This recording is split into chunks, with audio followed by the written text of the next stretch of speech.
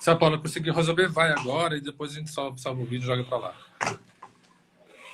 Então estava Tá introduzindo. ficando... Eu vou começar então agora, oficialmente, Marquito.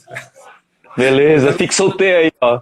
Apresenta, a galera tá perguntando o que que nós vamos falar, qual que é o tema e tal. Tá. Então, assim, só uma introdução ao Marquito. O Marquito é um amor de pessoa, eu sou apaixonado por esse cara. Assim, é uma alegria estar com você, Marquito. Cada momento que a gente se encontra, que a gente tem um momento de trocar, para mim é sempre muito gostoso. E então, eu estava falando da Revolução dos Baldinhos, né? Porque, assim, aqui a gente faz compostagem já tem um tempão, né? Mas a gente fazia compostagem termofílica no quintal, né? Desde 99, e depois de 2007 começamos a fazer com as minhocas. E começamos a dar curso de permacultura e abrimos a morada mesmo para vender miocário, para entrar nesse lado mais profissional assim em 2009, né? E nessa época, né, assim, eu ainda não conhecia muita gente que fazia compostagem em projetos e tudo, né? Aí de repente, alguém me falou, já ouviu falar na Revolução dos Baldinhos, né? Eu entrei no YouTube para ver, fiquei procurando no Google, Revolução dos Baldinhos, né? O que é isso e tal. E achei o videozinho no YouTube, você assim, meio num momento de ventania. Não sei se você lembra desse videozinho específico. Sim, é o primeiro. Friaca, né? Friaca, encapuzado ali, apresentando, achei super incrível, né? E logo depois disso, não lembro exatamente qual foi o ano, mas acho que até foi meio que naquele ano que a gente se conheceu mesmo, né? Não foi no início, que você falou para mim que já está desde 2008, né, com a Revolução dos Baldinhos. Iniciou em outubro de 2008, mas em 2009 foi que tornou público, assim, sabe? No meio de 2009, né? E aí depois a gente se conheceu. Então, assim, antes da gente chegar no momento da gente se conhecer, então fala um pouquinho da Revolução dos Baldinhos, né? A ideia, pessoal, assim, nesse momento que a gente vai fazer agora, é fazer uma passada geral, né, nessa história recente da compostagem no Brasil, a partir, né, um pouquinho antes, e a gente está comemorando 10 anos da Política Nacional de Resíduos Sólidos, e a Política Nacional impulsionou muito a compostagem. Então, para quem está nessa história da compostagem há mais tempo, sabe como que era desafiador falar de compostagem, né, nessa época, antes da Política Nacional, e até nos primeiros anos da Política Nacional também não foi muito fácil, né? E agora, hoje, já é um assunto já, né, já divulgado e tal, mas no início não era assim.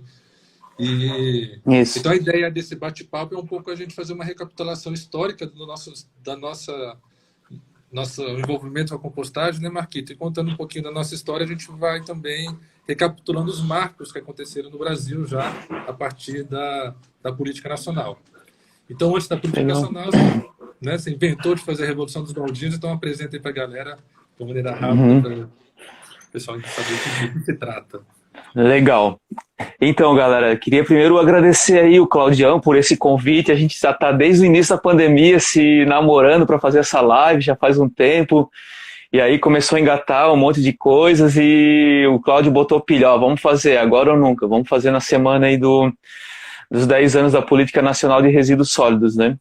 E, pô, agradecer esse espaço, primeiro pela construção de vínculos e de relação de carinho e respeito que a gente tem um pelo outro aqui, mas também por a gente estar tanto tempo correlacionando a Política Nacional de Resíduos Sólidos com a questão da compostagem, né?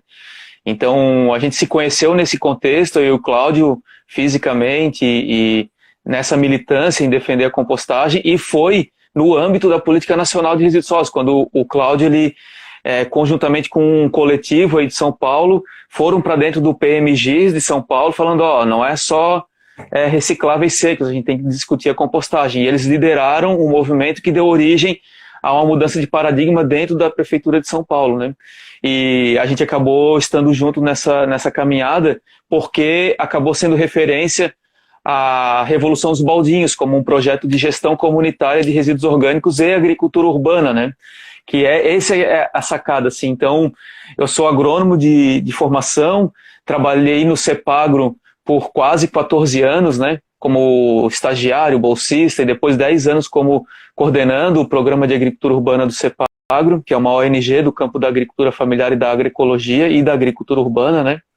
E nesse trabalho que a gente realizou, acabou que começamos um trabalho em 2006 na comunidade Chico Mendes, no bairro Monte Cristo, numa área no continente de Florianópolis, né? Florianópolis é muito conhecida pela ilha, mas nós temos um pedaço no continente que é super urbanizado, altamente adensado, essa parte do continente, né? Tanto é que menos de 5% do território de Florianópolis, porém na época tinha quase 30% da população de Florianópolis, então é altamente urbanizada. E lá tinha uma das comunidades maiores, de quase 30 mil pessoas, que é o bairro Monte Cristo, e nós começamos um trabalho de agricultura urbana lá.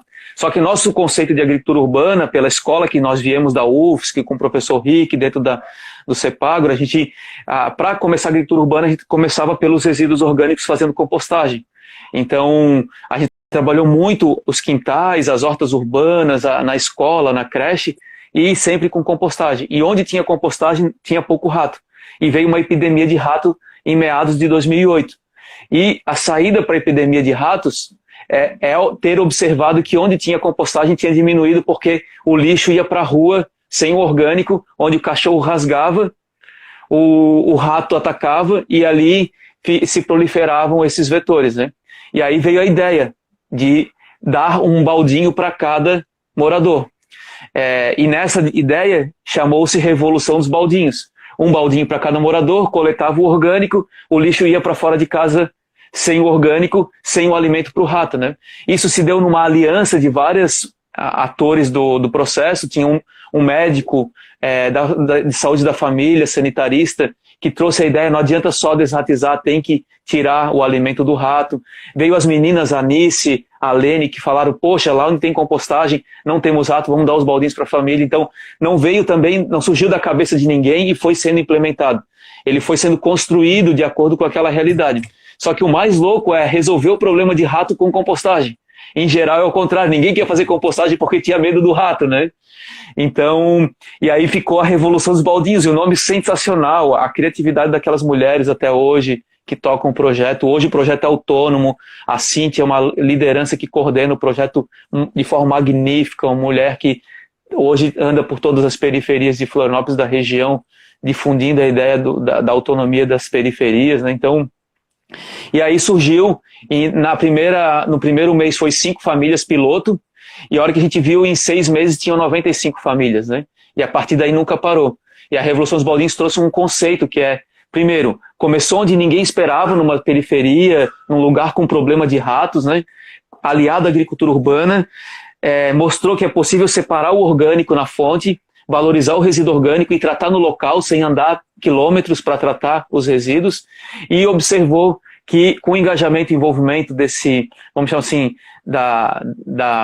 do capital social, ou mesmo das condições, né, sociais, que é geração de confiança, de reciprocidade e dessa relação íntima com a agricultura, se percebeu que esse modelo é um modelo que poderia ser utilizado em muitos lugares. E aí começou a valorizar a fração orgânica, a gestão de resíduos para ter o composto como elemento da agroecologia, né?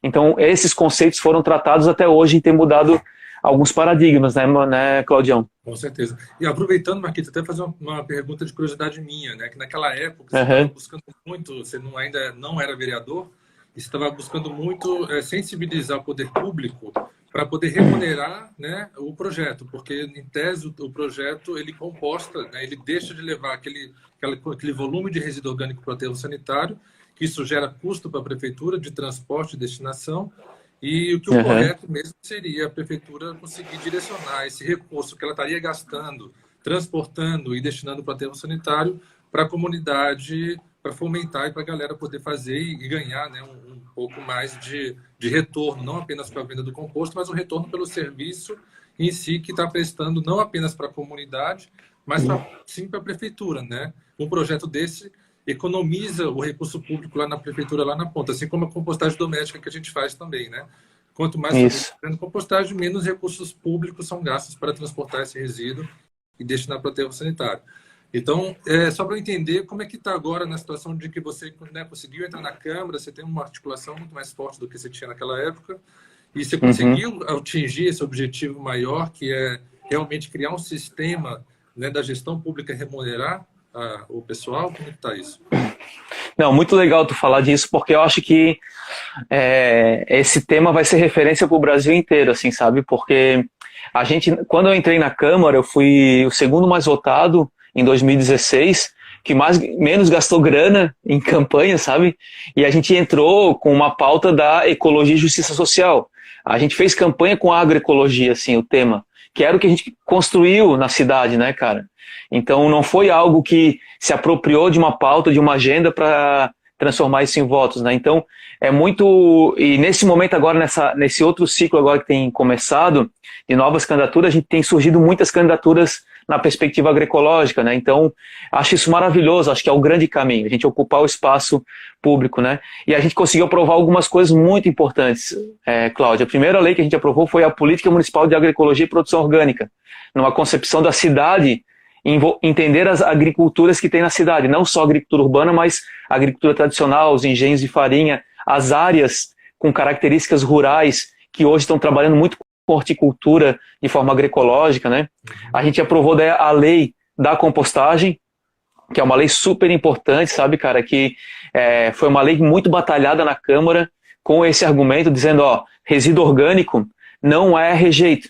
E a gente foi lá na Política Nacional de Resíduos Sólidos e demonstrou que na Política Nacional de Resíduos Sólidos ela aponta os resíduos orgânicos não como rejeito, mas com características irrecicláveis. E ela aponta para a compostagem e a biodigestão, a política.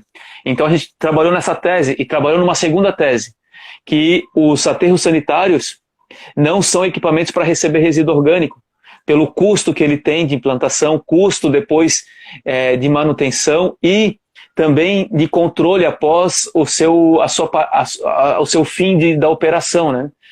E mais do que isso, o resíduo orgânico no aterro sanitário é um agente muito maléfico, porque ele é a maior quantidade de água, é o veículo que conduz os metais pesados, que produz o chorume e assim por diante, e que vai produzir muito gás de efeito estufa, especialmente metano e assim por diante. Então, nessa tese a gente defendeu a lei da compostagem, a gente aprovou a lei. E a gente aprovou a lei, Claudião, obrigando o município em 1 ano compostar 100%. Só que a gente já tinha feito essa lei pensando numa estratégia de depois ser maleável para, durante a tramitação, poder flexibilizar essa obrigatoriedade e tal. E aprovou, cara, só com 2 votos contrários, entendeu? Com o tecido social que a gente conseguiu armar, a construção coletiva, o debate, o diálogo, né? A capacidade de dialogar. Só que depois o prefeito mandou um projeto para a Câmara para alterar a lei, para tirar a obrigatoriedade. Aí voltou toda a nossa capacidade de diálogo e a gente conseguiu fazer uma emenda para garantir a obrigatoriedade, porém progressiva e gradativa, né? Tendo em vista que esse ano o município ele tem que demonstrar que conseguiu compostar 25% de toda a fração orgânica, ano que vem 50% e depois até 2030 gradativamente 100%. Naquela perspectiva que quanto mais se aproxima do 100, mais difícil fica, né? E a gente sabe dos estudos de São Francisco que é isso. São Francisco está 15 anos com a política de compostagem, mas não alcançou os 100%, que é algo muito difícil, né? Então, a gente aprovou essa lei. E agora, o município também aprovou aquele projeto do Fundo Nacional de Meio Ambiente, né? Que depois vai falar um pouco de rancho queimado, né? Mas ele foi aprovado aqui também. E das metas do projeto é fazer um estudo do pagamento por serviço ambiental na gestão de resíduos. Que lá, quando eu fiz o mestrado em 2013 e sistematizei o modelo de gestão comunitária, eu já apontava que faltava esse elo da gestão comunitária, tinha que ter um elo de relacionamento com a gestão pública ou com a gestão privada. No nosso caso é gestão pública, mas tem municípios que a gestão é privada. Então esse elo faltava. E aí no projeto a gente colocou um estudo de 1 ano para criar esse instrumento desse elo. Porém, agora, o atual prefeito da CONCAP, ele está anunciando um pagamento por serviço de compostagem, certo? Esse pagamento por serviço de compostagem hoje não é regularizado, não é regulamentado ainda na cidade. Ele vai fazer através de um decreto, a gente está, assim, ansioso para ver como vai ser esse instrumento. Na Câmara está tramitando uma política de pagamento por serviço ambiental urbano na gestão de resíduos. Teve uma dissertação de mestrado no âmbito da gestão pública, que fez um cálculo sobre esse pagamento por serviço ambiental. A gente tem, enquanto mandato, a gente tem defendido a tese de que não dá para comparar um pátio de compostagem comunitária a um aterro sanitário, né? Porque ele presta outros serviços sistêmicos e ambientais que precisam ser considerados, né? E se fizesse e valorizados, porque é o que mais importa no impacto social e ambiental da comunidade, né? E nós estamos observando como que vai se dar esse pagamento por serviço de saneamento, porque pode ser também uma faca de dois gumes, porque ele pode criar um instrumento que inviabiliza a participação dessas comunidades, desses projetos comunitários, que hoje não tem só a Revolução dos Baldinhos, já tem o Ecoquilombo, tem o Reciclação, tem o Terra Composta, tem vários outros modelos que surgiram aqui na cidade, né? E nós estamos observando, e eu, enquanto vereador, estou observando isso para fiscalizar também, para que, nesse momento que é tão crucial, que a gente avançou tanto e amadureceu tanto, a gente não faça uma ação do ponto de vista da gestão pública que ele pode colocar em questão essa construção, né? Mas o grupo está bem unificado, sabe, Claudião? A gente se reuniu já 2 vezes, está bem legal. Os projetos estão aderindo ao programa municipal de compostagem para receber as benfeitorias do recurso do Fundo Nacional do Meio Ambiente, né? Agora, esse ponto que tu pegou é um ponto bem central nesse momento. E eu tenho estudado muito, cara, sobre essa diferença entre serviço de saneamento e serviço ambiental na gestão de resíduos, sabe? Então, é um tema... preocupação estava desde aquela época, você sempre falava disso. Estava. Porque realmente, aqueles 2 sempre. pontos eu tinha esquecido, mas quando você falou, eu até lembrei até do termo que você usava mesmo, você continuou. Isso. Porque... E assim, eu escrevi uns artigos e estou resgatando esses artigos agora porque, inclusive, estou colocando isso, sabe, evidências científicas para mostrar que é um momento crucial, não dá para brincar agora ou fazer uma ação do ponto de vista de dar alguma resposta para a sociedade nesse momento perigoso, né? E não se preocupar com a consequência disso, né, cara?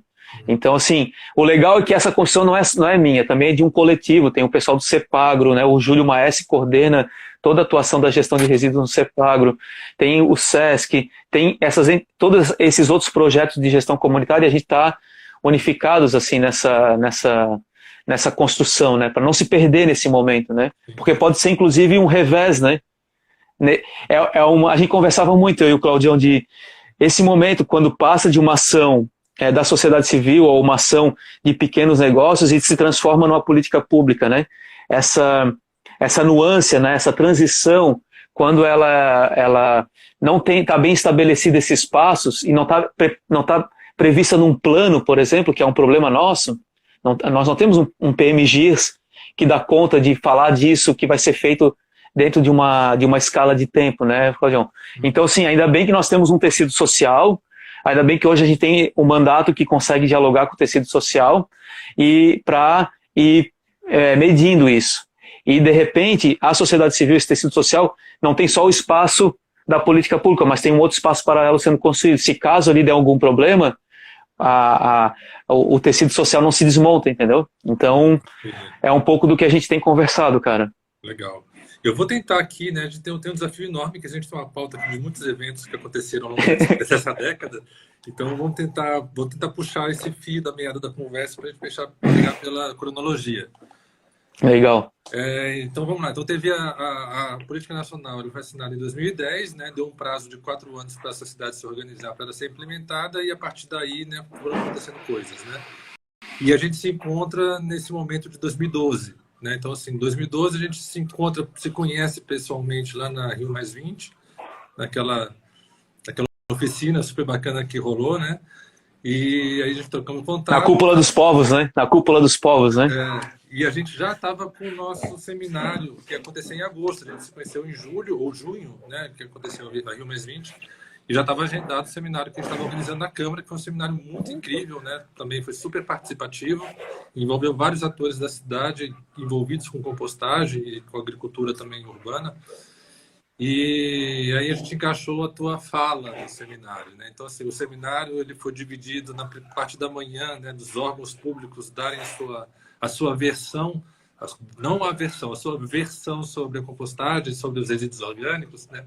Por que é tão difícil fazer compostagem naquela época, né? Hoje um pouco menos, mas continua também nossos desafios atuais, de falar de compostagem e E a gente queria ouvir os órgãos públicos para ver como que a gente conseguia articular e fazer aquela conversa, né? Porque assim, tava a política já sido assinada, tinha 2 anos na frente para começar a implementar e nada tinha sido feito ainda na cidade de São Paulo, pensando, né, numa cidade tão grande como São Paulo, tão importante para acontecer, né?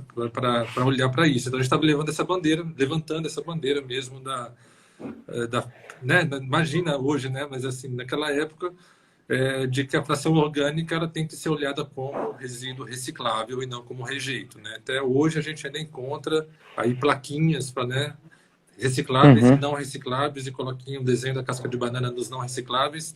Naquela época era muito mais ainda, e a gente está falando até de um conceito, né, da gestão pública, né, que eles têm que dar o exemplo, né, na nossa visão da sociedade civil. Para uma política pública ela acontecer, é importantíssimo que a prefeitura, que o governo seja o exemplo. A partir da ação do governo como exemplo, facilita muito a adesão da sociedade. Marquinhos deu uma travada aqui, vamos ver se voltou. Você volta aí, Marquinhos? Volta aí, Marquinhos. Não, eu tô aqui, eu só tô escrevendo, eu tô escrevendo, acho que travou. Travou aqui no áudio, beleza. No vídeo. Tá. Tá bom, você tá aí, então tá bom. Tô aqui, tô te ouvindo. Maravilha. Aí a gente fez o seminário, né? E o seminário, de uma certa maneira, a minha ilustração dele é que ele estampou a compostagem, né? Foi uma caixinha de Pandora que abriu, a compostagem estava de um certo momento soterrada na cidade.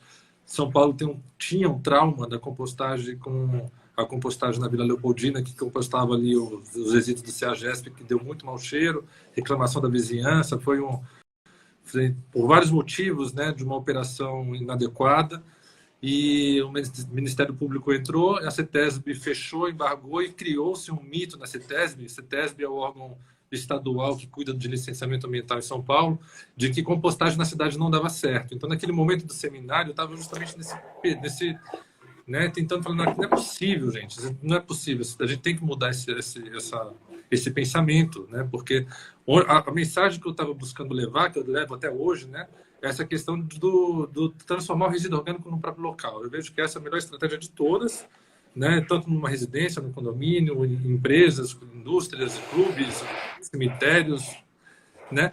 Na medida que tem área, consegue compostar o resíduo orgânico no próprio local onde ele é gerado, a gente economiza o frete, economiza o transporte, a gente gera receita e recurso no próprio local e muita economia.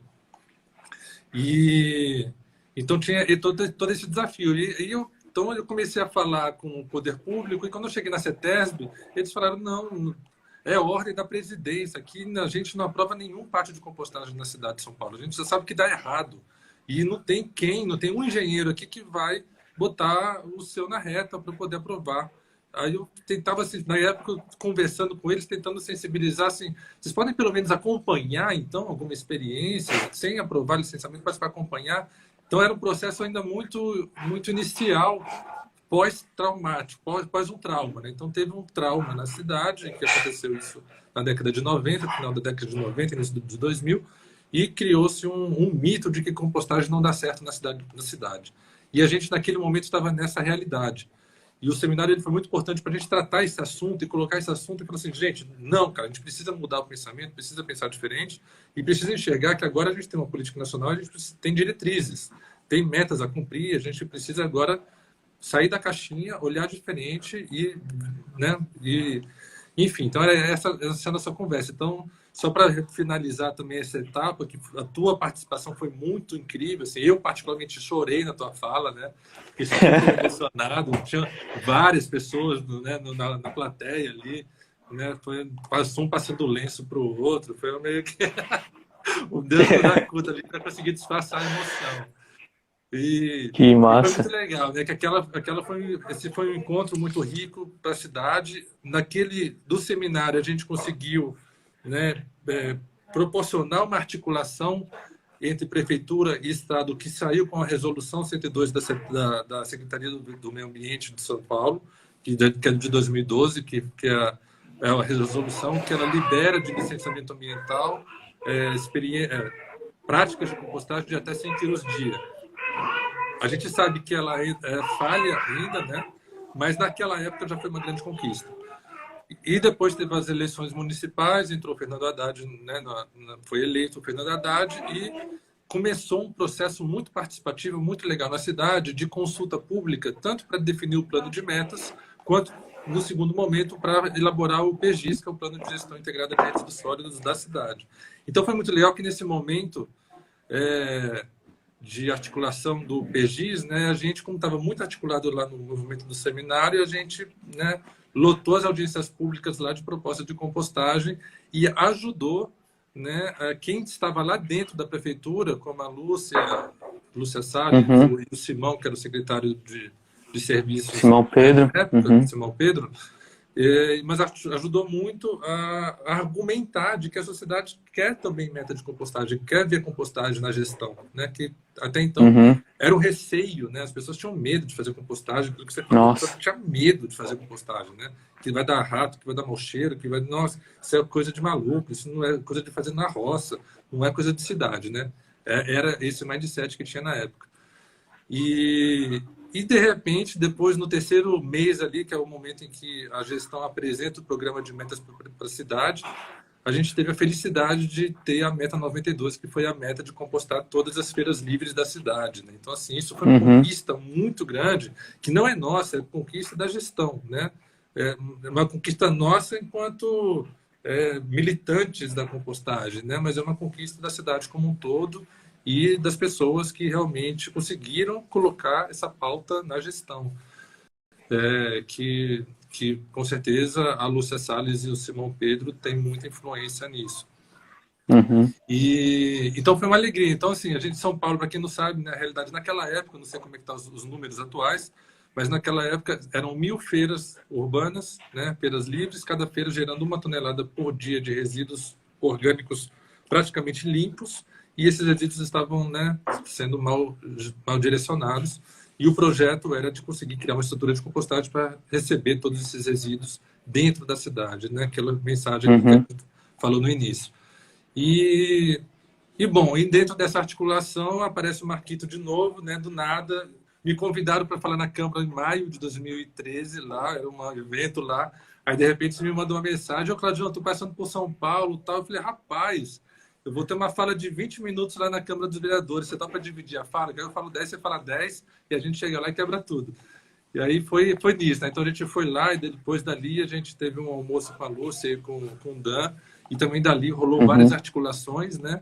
Uma da gente levar o Dan, que era a pessoa que estava sendo responsável por montar a estratégia de resíduos úmidos para o PGIS. Aí nessa conversa, ele ficou sabendo do seminário e falou, nossa, cara, vamos marcar uma reunião com todos vocês que estavam articulando o seminário para a gente tentar incorporar no plano da cidade essas propostas todas, né? Aí também rolou um pouco da articulação de você vir fazer a consultoria para os pátios, enfim, e rolou também aí o surgimento ali do Composta São Paulo, né? Foi uma mesa ali potencial, aquele almoço ali, né? Eu vejo que foi o dedinho de Deus ali que rolou na história. Foi um encontro muito importante para depois, né, despontar muitas coisas que aconteceram relacionadas à compostagem na cidade de São Paulo. Muito legal tu trazer esse histórico. Eu tô nos vendo no almoço, assim, Claudio, de verdade, cara. Então, assim, de verdade. É muito rápido, a gente tem pouquíssimo tempo daqui, a gente vai ter 35 minutos aqui, né? Então, mesmo, 25 minutos. Não, legal. Vamos lá. Não, legal, Claudio. Não, assim, o que tu traz essa história, então eu vou pegar onde tu parou, né? Que daquele debate que a gente fez, que foi central essa discussão na Câmara de Vereadores, e depois de ter assumido tanto a Lúcia, que foi essa articuladora, com o Simão, com o Dan, e a gente conseguir cair para dentro do ponto de vista de incidir, tanto com o Composta São Paulo, quanto na perspectiva de resolver essa questão da meta 92, da compostagem dos resíduos das feiras, né? Imagina, nós, enquanto experiência técnica, a gente veio do trabalho da Revolução dos Baldinhos, a gente tinha toda a bagagem técnica do modelo UFSC com o professor Rick, isso é algo que foi central para esse processo, e a gente tinha feito uma assessoria para a rede SESC de Santa Catarina. A gente implementou 3 pátios de compostagem nas unidades hoteleiras. Isso também nos fortaleceu do ponto de vista técnico, de pensar licenciamento, de pensar drenagem, pensar o sistema de gerenciamento da coleta, transporte e destino final. Então, nessa perspectiva, a gente já tinha dado uma amadurecida daquele modelo comunitário para um modelo um pouco maior, e agora com uma tarefa de compostar 200 toneladas dia de resíduos orgânicos. Quando a gente chegou para essa tarefa, que a gente foi contratado pelas operadoras que tinham na prefeitura, a gente falou, ó, a gente vai fazer. Que eles queriam um pátio de 100 toneladas dia para fazer a meta número 1. Aí a gente falou, não, a gente vai fazer 2 pátios de 50 toneladas dia, por causa da questão da mobilidade. Só que a gente vai fazer isso como meta e a gente vai dar de brinde projetos pequenos, de pequeno porte, de até 10 toneladas dia, para outras áreas. Então a gente fez o projeto técnico, memorial descritivo, a gente fez todo o histórico, toda a atuação, desenhou o modelo de coleta das feiras, transporte e tal, fez o projeto técnico de pátio de 50 toneladas dia, inclusive esses dias eu estava observando ele, agora esses dias que eu estou arrumando minhas coisas, comecei a arrumar aqui, revisitei esses materiais, está até aqui do meu lado, depois eu posso pegar, e falamos assim, a gente vai entregar uns pequenos projetos, lembra, Claudião? E aí a gente foi, aí o Historial nos levou para visitar áreas de subprefeitura, parques, cemitérios, a gente foi no Butantã na época, foi em Linhões, áreas públicas que estavam assim meio em regiões periféricas, e aí a gente apresentou projetos, referências para Linhão, para parques, para cemitério, para subprefeituras, para terrenos em parceria com a comunidade, e a gente apresentou esses projetinhos técnicos. O que aconteceu? Uma das empresas que opera a varrição das feiras, falou, não, a gente vai fazer um pequeno desse, que foi a Inova. E a Inova veio nos visitar aqui em Florianópolis, recorreu com a gente às experiências e contratou o Cepagro para implementar o projeto piloto da Lapa, em parceria com a subprefeitura da Lapa, né, sob a orientação da Anlurb. E aí a gente fez o projeto, com o projeto referência, eu acabei assinando a responsabilidade técnica do projeto e da operação por quase 2 anos, e esse projeto foi referência do ponto de vista do sistema de drenagem, do transbordo, da área de recepção, da área de maturação. Então, quando a gente começou a fazer o projeto, eles deram um desafio assim, Marquito, tu tens que entregar o pátio e o composto embalado em 72 dias. Aquilo foi uma ginástica para elaborar o projeto técnico. E a gente fez o projeto e funcionou. A gente inaugurou, e ainda imprimindo a Procomposto na época, veio o pessoal do OECO, veio uma galera inteira, né, dos sacos compostáveis, a gente nos auxiliou, fez uma parceria ali junto, e a gente entregou o pátio com uma festa no meio do pátio, uma mesa de refeição no meio do pátio, sem um lugar que antes era um lugar que armazenava lixo, troncos, podas e lixo de toda a natureza. Era um lugar cheio de ratos, do lado do rio Tietê. E a gente conseguiu sanar aquela área com a compostagem. Foi impressionante aquilo. E a gente fazia atividades do lado de leiras que estavam gestando naquela época em torno de 7 toneladas dia de resíduos orgânicos oriundos das feiras e mais as podas trituradas daquela região. E eu lembro muito bem, Claudião, que foi o desafio inoculante, né, cara? Primeiro que não foi difícil, porque a gente estava trabalhando com filé mignon, que era FLV, frutas, legumes e verduras, esse resíduo, e podas de árvore. Então é o filé mignon para compostagem termofílica, né? E depois, como é que a gente vai inocular uma leira dessa com 5 toneladas, cara? A gente foi aonde? Lá na Vila Leopoldina, se por incrível que pareça, tem um parque ali do lado, né? E aí eu perguntei para o cara que era o responsável pela manutenção e limpeza do parque. Perguntei para ele, cara, onde é que vocês jogam as folhas que vocês armazenam sempre? Aí ele falou, tem um monte lá atrás. A gente foi lá, tinha um monte que historicamente se jogava as folhas e tinha o humus todo espalhado ali. A gente pegou 10 metros cúbicos daquele humus e foi o nosso inoculante. Então, as nossas estirpes ali dos fungos, as bactérias mães já vieram do próprio território ali de São Paulo, muito próximo, inclusive, né? E a gente conseguiu desconstruir a ideia das compostagens ou dos galpões de triagem e compostagem da Vila Leopoldina, que foi a grande queimação de filme da história. Por quê? Até então, galera, a legislação e as regras ambientais de compostagem eram vistas a compostagem de lixo de coleta indiferenciada, entendeu? Então era um galpão que recebia o lixo misturado, os catadores triavam os materiais recicláveis e aquela massa suja ia para a compostagem. Imagina o que era.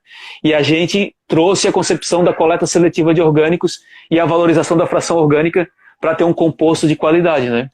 Então, assim, eu me encanto com isso, porque a gente rompeu um grande paradigma e foi resultado dessa articulação, dessa sinergia, desse reconhecimento, de alguma forma também de outras questões que a gente se reconhece aqui emocionalmente, espiritualmente e outras questões que sempre foi muito importante para a construção desses vínculos, né? E que deu uma origem a uma mudança no paradigma das regras do CONAMA, né? Que talvez seja assim, um dos legados mais importantes, né? É a mudança de paradigma. Não necessariamente assim, o quanto de tonelada de composto que foi, né? Mas realmente as pessoas poderem ir lá e enxergar que é possível fazer diferente. Né? A gente mesmo da Morada da Floresta, a gente já levou muitos prefeitos lá para visitar o Pasto da Lapa. Né? Que legal. A gente também presta consultoria para prefeituras, para grandes geradores. E é uma oportunidade, né? Tá aqui, ó, né? Um pátio que isso é uma tecnologia que poucos sabem, né? Mas olha só, o Pátio da Lapa, que está num terreno de 3 mil metros quadrados, composta o equivalente a 10 toneladas por dia.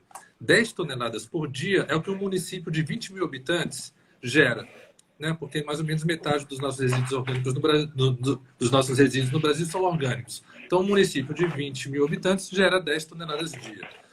10 toneladas dia se resolve num terreno de 3 mil metros quadrados fazendo uma compostagem. Então, assim, outro dado importante, mais de 3.800 municípios no Brasil são com essa população. Então, mais de 3.800 municípios têm uma população até 20 mil habitantes. Quer dizer, uma tecnologia simples, barata, econômica, rápida de fazer, que daria para resolver aí fazer uma revolução, né? Que a gente está falando da revolução dos baldios, tem a revolução da compostagem, a revolução das minhocas. A gente, né? Que eu vejo a compostagem, ela é revolucionária com essa história de primeiro separar o resíduo orgânico. Na medida que a pessoa separa o resíduo orgânico, a pessoa, a empresa, em qualquer escala, separa o resíduo orgânico, naturalmente separa os recicláveis, fica muito mais fácil de olhar para o resíduo e direcionar da maneira mais adequada. Né? Então, assim, é um dos exemplos de uma tecnologia barata que se pode fazer e fazer uma diferença. O que eu percebo mesmo, assim, falta iniciativa pública. Né? Porque, assim, até o projeto, o seminário em 2012, naquela época, mostrou isso. Olha, porque né, na primeira parte da manhã era ouvir os órgãos da prefeitura do governo. E a parte da tarde era mostrar soluções bem-sucedidas, né? Então, que era de compostagem doméstica, compostagem das escolas, compostagem em empresas, compostagem em comunidades de baixa renda, compostagem municipal. Então, para mostrar assim que, gente, informação técnica, solução técnica não é o problema mesmo é aplicar essa solução técnica dentro da problemática urbana, né? Ou numa pequena escala do município pequeno. E essas ações do governo aqui na cidade de São Paulo, na gestão do Haddad, que eu acho que é importante colocar, né, muito bom, é isso. Não estou fazendo campanha nenhuma, mas acho que é importante trazer clareza, trazer informação que as pessoas às vezes não estão informadas. Então teve um avanço muito grande com a gestão do Haddad em São Paulo no quesito da compostagem. Teve em outros quesitos, mas a gente está falando aqui da compostagem. E um deles foi o projeto Composta São Paulo. Então, a gente voltando aqui nessa linha do tempo, em 2014 a gente soltou na rua um projeto que a prefeitura, né, apoiado pela prefeitura, embasado com metas da prefeitura, entregamos 2.000 composteiras na cidade, né, para famílias também de diversas classes sociais, leve a compostagem para a casa das pessoas, né? A gente teve uma barreira muito grande até dentro da prefeitura mesmo, de acreditar que o projeto era viável, né? Falando, vocês estão viajando, dá minhoca para as pessoas, ninguém vai querer ter minhoca em casa, né? Né? E foi muito legal que, assim, com uma experiência dessa bem sucedida, né? O grande legado não foi necessariamente as 2.000 famílias que fizeram compostagem, que estão fazendo até hoje, provavelmente, né? E quantas toneladas de resíduos orgânicos que essas famílias já compostaram, que são muitas, 2.000, com cada família, né, compostando 2 quilos por dia, já são 4 toneladas por dia. Só esse projeto, um projeto que atingiu 2.000 pessoas, está compostando 4 toneladas por dia. E então, já compostaram muitas toneladas aí ao longo dessa caminhada. Mas não é esse o grande lance de um projeto como esse, mas sim quebrar o paradigma, mostrar assim, gente, é possível fazer compostagem em casa. Né? Então, o projeto trouxe também, foi um outro marco que na minha concepção tem, né, o projeto Composta São Paulo a nível São Paulo e a nível Brasil, né? E até nacional. Ele virou referência, inspirou até projetos em outros países também. Mas no Brasil ele inspirou muitas outras prefeituras a fazerem projetos em outras escalas, fomentando a compostagem doméstica. A gente disponibilizou conhecimento, né, o nosso know-how da compostagem doméstica com minhocas era um conhecimento ainda pouco difundido, pouco conhecido, então a gente também criou uma forma de disponibilizar esse conhecimento. Até assim, né, eu quanto empreendedor, empresário, né, não foi tão bom para mim, entre aspas, enquanto empresário, porque no final eu criei dezenas de concorrentes da Morada da Floresta, mas a ideia não é essa, né? A ideia é assim, levar a mensagem de que as pessoas podem fazer compostagem em casa. Então, se a gente olha que o nosso problema maior é a questão do nosso tratamento com resíduo orgânico, é saudável ter mais empresas levando essa cultura, levando essa informação, porque a gente, no final, tem um objetivo único, que é estimular as pessoas a fazerem compostagem em casa e não apenas todo o impacto ambiental do resíduo orgânico indo para o aterro, mas todos os benefícios que leva para a pessoa quando ela começa a fazer compostagem, né? O plantar, o produzir adubo, o ter uma relação mais próxima com a natureza, ou começar a se alimentar melhor. Então, assim, tem inúmeros benefícios, e o projeto foi muito legal porque ele levou para uma escala pública e de grande quantidade, que a gente conseguiu fazer uma pesquisa, né? Então, a gente tem o resultado do Composta São Paulo, ele é incrível, né? Nossa, aqui teve mais de 98% de satisfação, de sensacional. Satisfeito, ótimo, muito satisfeito. Né? Muitos começaram a separar os resíduos recicláveis, muitos começaram a melhorar a alimentação. A grande maioria ensinou alguém a fazer compostagem em casa. Né? Então, a gente também, o Composta 2014 trouxe um boom da compostagem doméstica no Brasil, que, assim, uma maneira, a gente infelizmente não conseguiu mensurar isso, né, pelo projeto, mas, assim, né, quem está ouvindo a gente aqui, quem, né, ouvir essa live depois, é só pegar na memória quando que começou a fazer compostagem, né? E a gente vai ver que, assim, que a grande massa, a grande maioria das pessoas começaram a fazer compostagem no Brasil em casa depois de 2014. Né? Teve aqueles mais pioneiros que faziam antes. A Morada já vendia composteiras desde 2009, então a gente teve, né, muita gente já fazendo compostagem antes, mas, assim, depois do Composta São Paulo, realmente deu uma escala muito maior para a prática, quebrou esse paradigma que é o grande legado. Aí eu já vou emendar, aproveitar, Marquito, já emendar no Rocha Queimado que você citou, que tem também um desdobramento, né? Que é muito legal, que é o município de Santa Catarina, que aí depois disso, então, assim, teve o Composta São Paulo, teve essa influência toda. Vou só dar uma passada. Em 2016, a gente fez um projeto com a Brelp e com a ISVA, compostagem nas escolas, né, chamado Escolas Mais Orgânicas. Então, que a gente também, no final do projeto, a entrega do projeto foi um manual de compostagem doméstica, de compostagem nas escolas, que também inspirou muitas escolas a fazer compostagem. E aí eu estava falando de Rocha Queimado, que já foi depois, que aí aconteceu o edital, né? Só para não perder o fio, teve outras histórico, né? Edital histórico, né? Mas teve, né? Só para não perder o fio do raciocínio. Então, o Ministério do Meio Ambiente lança um edital em 2017, né, exclusivamente para compostagem, para municípios, né, inscreverem projetos de compostagem. E o Composta São Paulo foi referência, o Pátio da Lapa foi referência. Então, esses projetos ali que a gente falou atrás foram referências ali em todo o conteúdo ali do edital de compostagem do Ministério. E o legal, né, desse edital é que foi o primeiro edital do governo federal que exigiu que, para o município poder receber a verba do edital, ele precisaria ter o plano de gestão integrada de resíduos sólidos, né? Que até então era uma obrigatoriedade já, né? A Política Nacional determinou já naquela época, até 2014, todo mundo tinha que ter. Só que ali, já em 2016, 2017, na época do edital, ainda muitas prefeituras não tinham, queriam participar e já saíram eliminados no primeiro critério de ter outro plano. Então, isso já estimulou muitos prefeitos a correr atrás do plano. né? Então, eu vejo que isso teve um benefício muito legal nesse sentido. E o outro que foi levar esse estímulo e incentivo para a gestão municipal de diversos municípios do Brasil pensar em projetos de compostagem, né? Então, esse edital também foi um marco. Ele teve mais de 330 municípios que se inscreveram no edital, e um deles foi Rancho Queimado. Então, só para fechar a história, né? Então, foram 11 municípios contemplados, e um dos municípios contemplados foi Rancho Queimado, que levou um projeto também matador, que é de fazer compostagem doméstica em todas as residências, né? De levar a compostagem doméstica para todas as residências.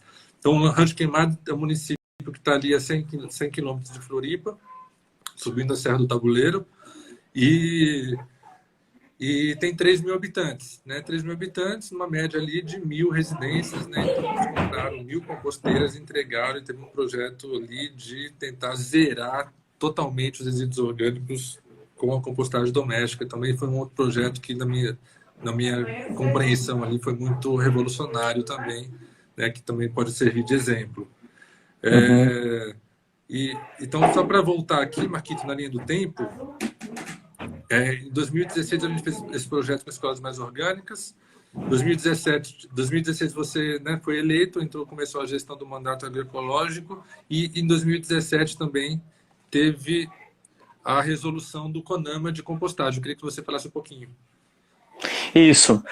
Eu acho que nosso tempo está quase acabando, Claudio, então a gente vai se ligar aqui. A galera deu uma risada aí por causa da criançada que quase se pegaram aqui, então aqui é normal as lives, o som conjunto das crianças. Mas assim, uma coisa importante desse processo, que é essa mudança de paradigma, né? Ela se deu no ponto de vista dessa impressão com as pessoas diretamente por praticarem compostagem, mas se deu também no campo das normativas e das regras, né? Então eu falei para vocês que nós tínhamos leis por conta desse paradigma de galpão de triagem e compostagem, e a compostagem num paradigma de que era compostagem de lixo misturado. Isso trouxe essa visão de que não dava para fazer composto de resíduo sólido urbano, e a gente começou a desconstruir isso, dizendo que sim, resíduos orgânicos urbanos eles são recicláveis, não são rejeitos, e a gente disse que sim, separando na fonte, esse resíduo ele tem uma alta qualidade para ter um produto decomposto classe A. E aí a gente começou a cumprir essas tarefas, em parceria com o Ministério do Meio Ambiente, que começou a se aproximar dessa questão, em parceria com os movimentos de catadores, outros movimentos começaram a entender essa mensagem que a gente estava construindo. A gente chegou até um grupo de trabalho no âmbito do CONAMA, do Conselho Nacional de Meio Ambiente. E aí foi construída uma resolução em 2016, e ela foi só publicada em 2017, se eu não me engano, né, Claudio? No final de 2017. Só que essa resolução não dava conta. A resolução, ela já mudava o paradigma, dizendo, é possível, composto de resíduo sólido orgânico urbano, é possível se fazer numa perspectiva de separação na fonte. E aí isso mudou, desencadeou para mudanças nos conselhos estaduais e nos conselhos municipais, né?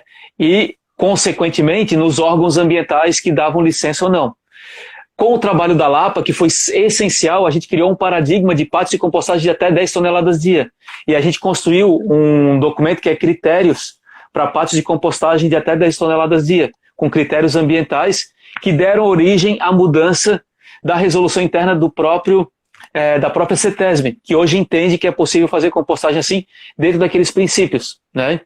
E o pátio da Lapa, que era um pátio piloto e modelo de estudos, ele virou referência para essa mudança na legislação. Só que ainda faltava uma etapa, que era mudar a legislação do Ministério da Agricultura para fertilizantes orgânicos, que ainda entendiam os resíduos orgânicos, o composto feito de resíduo sólido orgânico urbano, como classe C, uma classe rebaixada.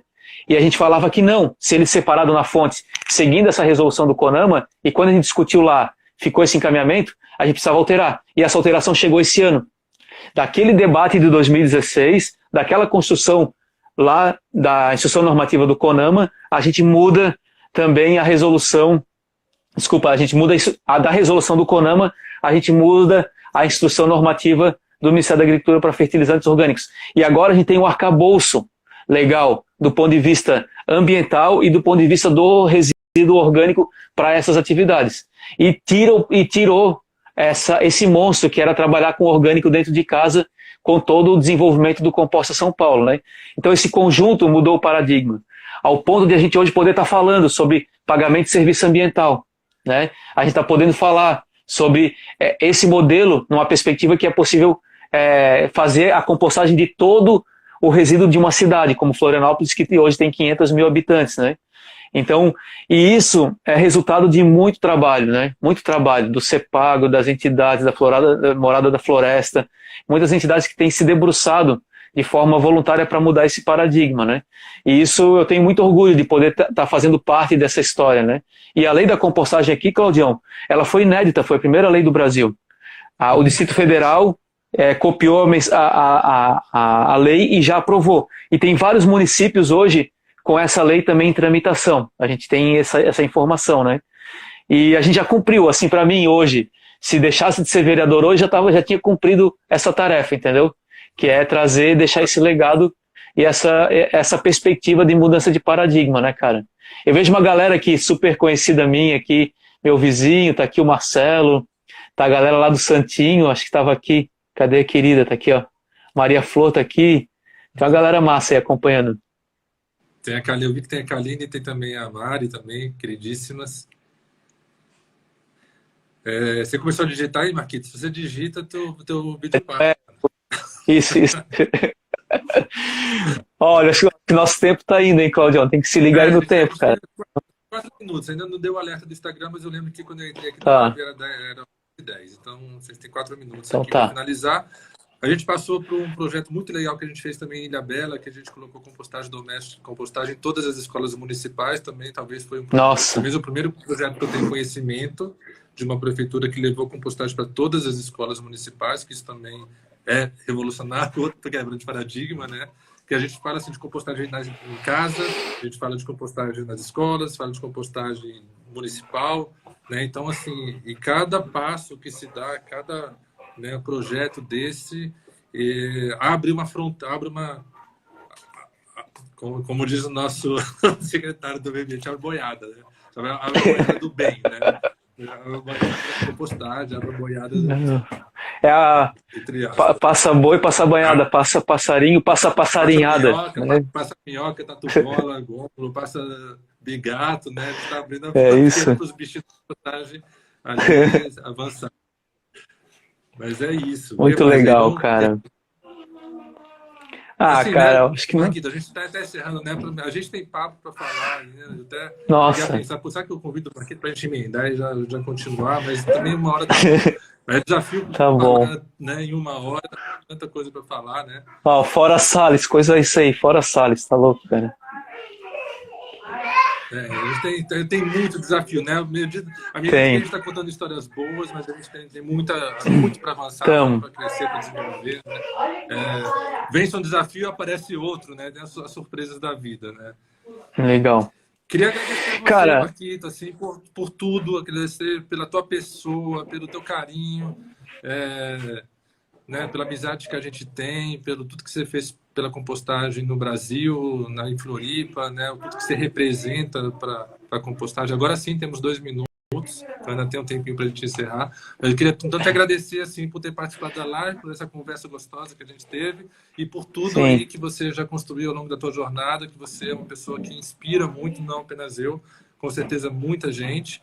E também, assim, né, você está aí na Câmara dos Vereadores também, né, ter topado essa, né, que não é também... Já recebi alguns convites, eu esquivo, né, porque não é fácil, não é para qualquer um ter a disponibilidade, né, e toda a habilidade, né, não é só também querer, né, tem que ter a manha, né, então é isso, querido. Queria dar as palavras aí finais, você tem um minuto para fechar aí. Tá igual na Câmara, tem 30 segundos. Então eu quero agradecer muito, galera.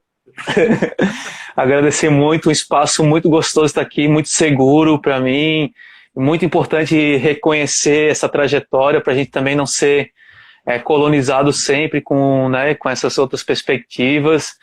E a Maia apareceu aqui agora e nós estamos se despedindo aí para a galera. Valeu, galera. Brigadão, Claudião. Tamo junto sempre. Na próxima a gente fica mais umas 4 horas e Que acabe essa pandemia pra gente fazer aquela sauna lá na morada, né, cara? Bora, Aquela meu, lá vem aqui histórica, em São né? Paulo, pode vir aqui, a gente tá junto. Então tá, Beleza. tem mais 30 segundos, então só para fechar. Então, gente, obrigado por quem participou. A gente está fazendo essa live com